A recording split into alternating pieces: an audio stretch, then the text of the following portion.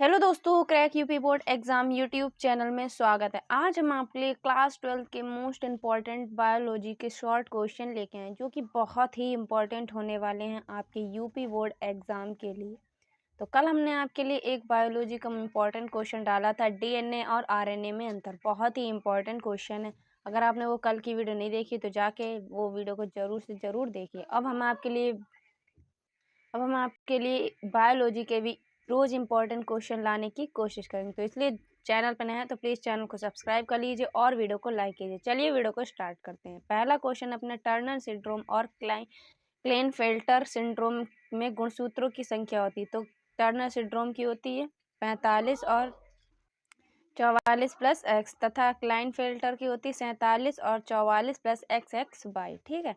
उसके बाद लीडिंग कोशिकाओं में स्रावित हार्मोन्स का नाम क्या होता है? टेस्टोस्टेरोन। ठीक है। तो ये बहुत ही इंपॉर्टेंट क्वेश्चन है आपके बायोलॉजी के 1 और 2 नंबर वाले जो पूछे जाते हैं आपके बार हर साल यूपी बोर्ड में। तो इसीलिए हमने ये बहुत ही इंपॉर्टेंट क्वेश्चन की रिसर्च करके आपके लिए ये क्वेश्चन तैयार किए। इसलिए जल्दी से चैनल को सब्सक्राइब कर लीजिए और वीडियो को शेयर कर दीजिए। ठीक है। उसके बाद आपका कौन सा स्राव लीडिंग कोशिका में स्रावित हार्मोन्स का नाम क्या है? टेस्टोरोन। ये आपसे एमसीक्यू में भी पूछ सकता है। उसके बाद प्रेषक आरएनए को यह नाम किसने दिया? जैकेब और मोनोड ने। और ये क्वेश्चन बहुत ही इंपॉर्टेंट है कि अनिषेक फलन क्या है। अनिषेक फलन पर आपसे टिप्पणी बहुत लॉन्ग में ही पूछ लिया जाता है 3 नंबर में, बट हमने आपको अभी ये शॉर्टली बताया जो आपके 1 नंबर या 1 नंबर में आपको शॉर्टली लिख सकते हैं। तो इसको आप कैसे लिखेंगे? जब फल बिना निषेचन के बन जाता है तब इसे अनिषेक फलन कहते हैं। आप उदाहरण लिख सकते हैं जैसे करके आप अंगूर। ठीक है, जैसे अंगूर लिख सकते हैं आप, उदाहरण में केला लिख सकते हैं। और इसको आप बड़े बड़े बना के भी ऐसे लिख सकते हैं, कुछ पौधों में फल का निर्माण बिना निषेचन के बन जाता है। तो ठीक है, तब इसे क्या कहते हैं? अनिषेक फलन कहते हैं। तो आप इसे लिख सकते हैं और उदाहरण भी लिख सकते हैं। उदाहरण लिख देंगे तो और अच्छा होगा। जैसे करके आप लिख दीजिएगा अंगूर और केला। ठीक है। उसके बाद आपसे ये पूछा जाएगा, ये भी बहुत ही इंपॉर्टेंट है, सहकारिता की परिभाषा मोस्ट इंपॉर्टेंट है। ये 2 नंबर में आपसे 100% पूछ ली जाएगी। सहकारिता है, सह प्रभाविता है। अभी मैं आपके लिए मोस्ट इंपॉर्टेंट पूरी बुक के संपूर्ण बायोलॉजी के हम मोस्ट इंपॉर्टेंट क्वेश्चन लेके आएंगे। जिन्होंने अभी तक बायोलॉजी बिल्कुल भी नहीं पढ़ी है, अगर आप उन सभी क्वेश्चन को पढ़ लेते हैं तो 100% आप बायो में बहुत अच्छा स्कोर कर लेंगे। और हम आपके लिए इंपॉर्टेंट डायग्राम्स भी बताएंगे, क्योंकि लोगों को डायग्राम्स में दिक्कत होती है। तो हम आपके लिए टॉप डायग्राम्स लेके आएंगे जो कि आपकी यूपी बोर्ड में पूछे जाते हैं। तो इसीलिए चैनल को जल्दी से सब्सक्राइब कर लीजिए और नोटिफिकेशन बेल को ऑन कर लीजिए। ठीक है। उसके बाद कौन सा है? जब दो भिन्न जातियों के जीव के बीच का संबंध जिसमें दोनों जीव एक दूसरे की क्रिया से लाभ उठाते हैं। अब इसे समझ में आप इसे समझिए। जब 2 भिन्न जातियां होती हैं, जातियों के जो बीज जीव होते हैं उनके बीच का संबंध दोनों जीवों के एक दूसरे की क्रिया से लाभ उठाते, दोनों जीव एक दूसरे की जो क्रिया होती है उनसे ही लाभ उठाते हैं। ठीक है। जैसे ये इनसे लाभ उठाएंगे और ये भी इनसे लाभ उठाएंगे। ठीक है। तो दोनों एक दूसरे से लाभ उठाते हैं, उसे क्या कहते हैं? सहकारिता कहते हैं। और ये इंपॉर्टेंट है, 1 नंबर में आपसे 100% पूछ लिया जाए कि 2 आवासीय फलों के नाम बताइए। तो एक होता है काजू, दूसरा सेब। आपसे ऐसे ही पूछ लेगा बहुविकल्पी निम्न में से आभासी फल है, तो आपको 4 ऑप्शन दे देंगे, उसमें से आपको सही आंसर टिक करना है। उसके बाद क्वेश्चन नंबर 7 है, मनुष्य में लिंग गुणसूत्र और ऑटोसोम की संख्या 2,44। ठीक है, 2 होती है और 44 होती है। उसके बाद HIV का पूरा नाम मोस्ट इम्पॉर्टेंट है आपसे। HIV और ZIFT, GIFT, ऐसी बहुत सी फुल फॉर्म है जो कि आपसे पूछी जाती हैं 1 नंबर में। हम आपके लिए आज ही शाम को हम आपके लिए इसके बाद जो वीडियो आएगी आपके लिए मोस्ट इम्पॉर्टेंट फुल फॉर्म की हम डाल देंगे, जिसमें आपकी 1 नंबर वाली फुल फॉर्म्स होंगी, कम से कम टॉप 10 फुल फॉर्म होंगी। तो उसको भी आप पढ़ लीजिए, क्योंकि वो 1 नंबर में कभी कभी पूछ ली जाती हैं। ठीक है, तो वो ज़रूर पढ़ लेना।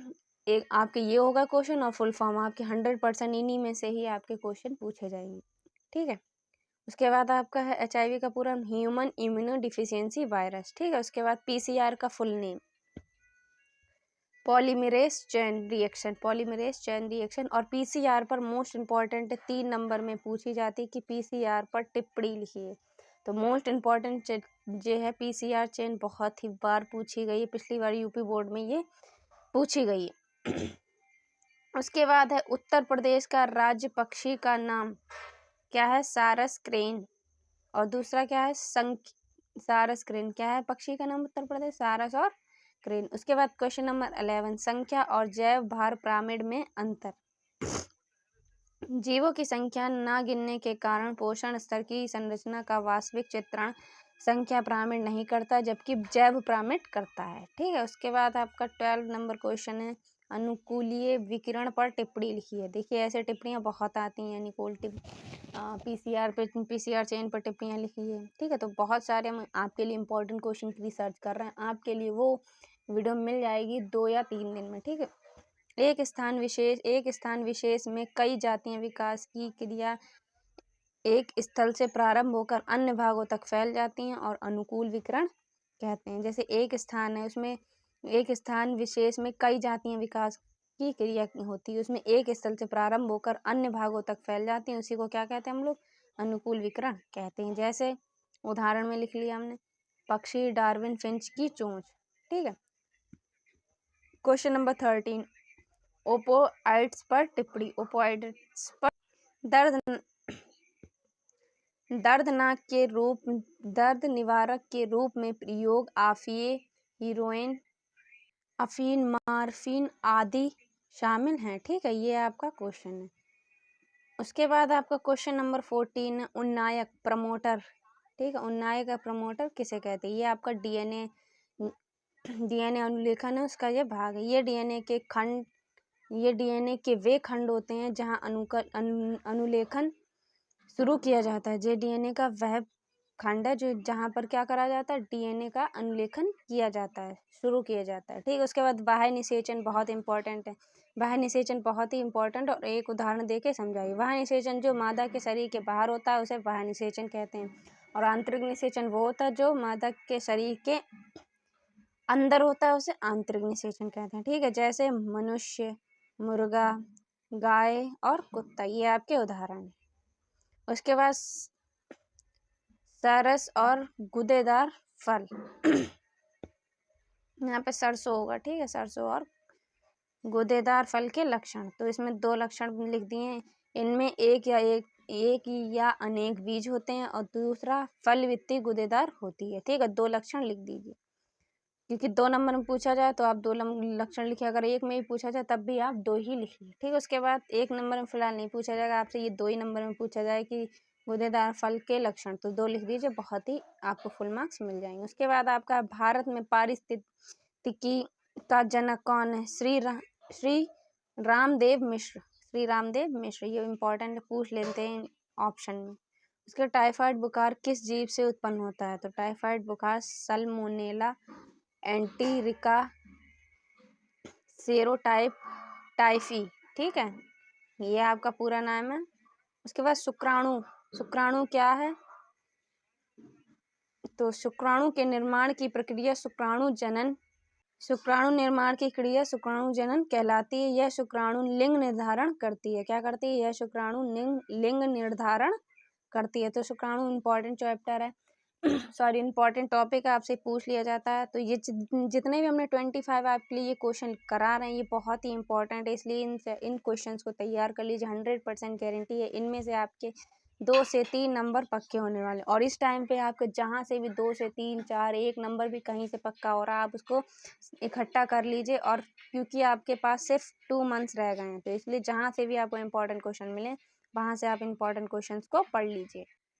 उसके बाद परागण क्या होता है? परागण क्या होता है या परागण किसे कहते हैं? इसके प्रकार ये लॉन्ग में ऐसे पूछ लिया जाएगा 3 नंबर में। फिलहाल अभी आपसे ये शॉर्ट में हमने देखा है, तो शॉर्ट में आप पढ़िए। परागण पौधों में परागण नर का भाग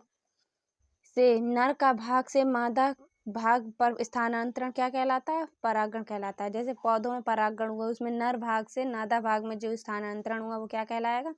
परागण कहलाता है। परागण के 2 प्रकार होते हैं, स्वपरागण और परपरागण। आप ऐसे अगर प्रकार पूछें। ठीक है। उसके बाद स्टेम कोशिका का कार्य क्या होता है? कोशिकाओं की मरम्मत करना। स्टेम कोशिका का कार्य होता है कोशिकाओं की मरम्मत करना। पंचागति क्रोमोसोम बाद का सिद्धांत, तो सटन और बावेरी ने दिया, सटनॉन बावेरी ने दिया। क्वेश्चन नंबर 23, बाह्य डीएनए और समबाहक डीएनए मिलकर बना, क्या बना? DNA, recombinant DNA. ठीक, क्या बना? Recombinant DNA. उसके बाद क्वेश्चन नंबर 24, खाद्य श्रृंखला के अंतरा संबंध से क्या बनता है? फूड वेब चेन बनती है। क्या बनती है? फूड वेब बनती है। उसके बाद परिवार नियोजन की स्थायी विधियां होती है वैसेक्टोमी और ट्यूबेक्टोमी। क्या होती है? वैसेक्टोमी और ट्यूबेक्टोमी। जो मोस्ट इंपॉर्टेंट आपसे पूछ लिया जाएगा, परिवार नियोजन की स्थायी विधियां होती हैं वैसेक्टोमी और ट्यूबेक्टोमी। तो ये थे आपके मोस्ट इंपॉर्टेंट 25 क्वेश्चन। इसको जरूर से जरूर तैयार कर लीजिए, क्योंकि ये एक एक नंबर वाले क्वेश्चन भी आपको दिक्कत कर सकते हैं। अगर आपके एक एक नंबर वाले 4 क्वेश्चन पूछे जाते हैं, 4 या 5, अगर आपने 4-5 में से एक भी नहीं आता हो तो आपके नंबर कट जाएंगे और उस पर आपका नंबर पे इफेक्ट पड़ेगा। तो अगर आपको यूपी बोर्ड में टॉप करना है तो आप सारे ही इंपॉर्टेंट क्वेश्चन को पढ़ लीजिए, क्योंकि 5 नंबर का सवाल है। एक एक नंबर मतलब 5 नंबर के 5 क्वेश्चन हुए। उसके बाद आपके 2 नंबर वाले कितने होते? 5, 10, 15 नंबर के आपके 1 और 2 नंबर वाले क्वेश्चन बनेंगे। तो 15 नंबर आपके लिए बहुत होते हैं, इसलिए जल्दी से इस वीडियो को शेयर कर दीजिए और वीडियो को लाइक कीजिए। अगर चैनल पे नए हैं तो प्लीज़ चैनल को सब्सक्राइब कीजिए। आपको अगर किसी भी टॉपिक पर, बायोलॉजी की किसी भी टॉपिक पर वीडियो चाहिए, कोई भी अदरवाइज सब्जेक्ट पर किसी भी टॉपिक पर वीडियो चाहिए तो कमेंट में बताइए, हम आपके लिए उस पर वीडियो 100% गारंटी के साथ लेके आएंगे। ठीक है, तो हम मिलते हैं आपसे एक और अगली इंपॉर्टेंट वीडियो में। तब तक के लिए जय हिंद, ऑल द बेस्ट।